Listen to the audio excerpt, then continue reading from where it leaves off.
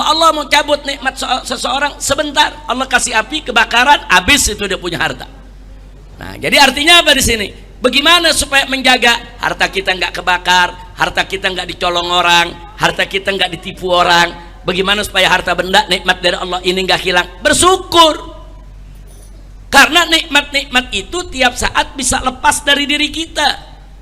Bersyukur kepada Allah supaya nikmat tadi tidak lepas. Nikmat mata bisa melihat, itu nikmat dari Allah, syukuri.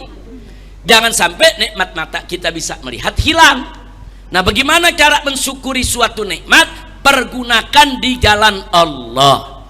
Pengertian syukur itu adalah sarfun ni'am fima yardah Allah subhanahu wa ta'ala, yaitu menggunakan nikmat di jalan yang diridhoi oleh Allah subhanahu wa ta'ala. Kalau mata kita pakai buat baca Quran, mata kita pakai buat ikut pengajian, mata kita pakai untuk melihat hal-hal yang baik, insya Allah mata kita akan berkah. Allah jaga, Allah nggak cabut nikmat mata kita.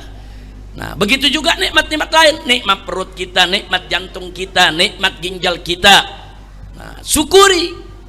Nah, kalau kita syukuri, insya Allah Allah jaga itu semua dalam keadaan sehat walafiat, insya. Nah, cara mensyukurinya apa? Jangan kasih makanan yang haram masuk ke dalam tubuh kita. Jangan kasih makanan yang haram, jangan kasih makanan yang berbahaya. Kenapa minuman keras itu diharamkan oleh Allah atas umat Islam, baik laki-laki maupun perempuan? Karena dia bisa merusak saraf, bisa merusak otak, bisa merusak paru, bisa merusak jantung. Nah, jadi sekali lagi, kenapa setiap yang Allah haramkan pasti sesuatu yang madarat untuk kita. Nah, maka itu kalau Allah sudah haramkan, jangan sekali-kali kita sentuh. Nah, itu arti bersyukur.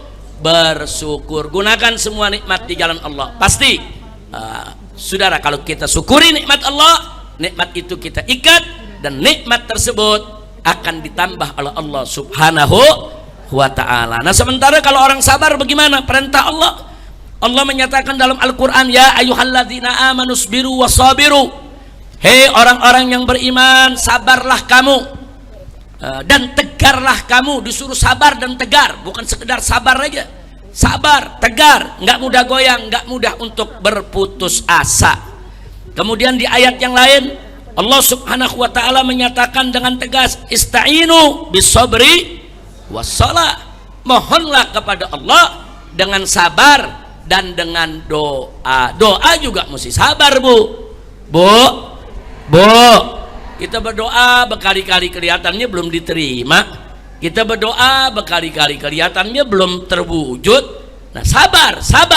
Kalau kita sabar, akan ada saat yang tepat doa kita tadi digabulkan dan datang kepada kita semua, insya Allah. Ibu-ibu semua siap syukur sabar, Bu?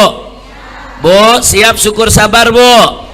Syukur dan sabar. Kalau syukur dan sabar, saudara, sebagaimana dalam hadis dikatakan, la yadkhulul jannah illa sabir wa syakir.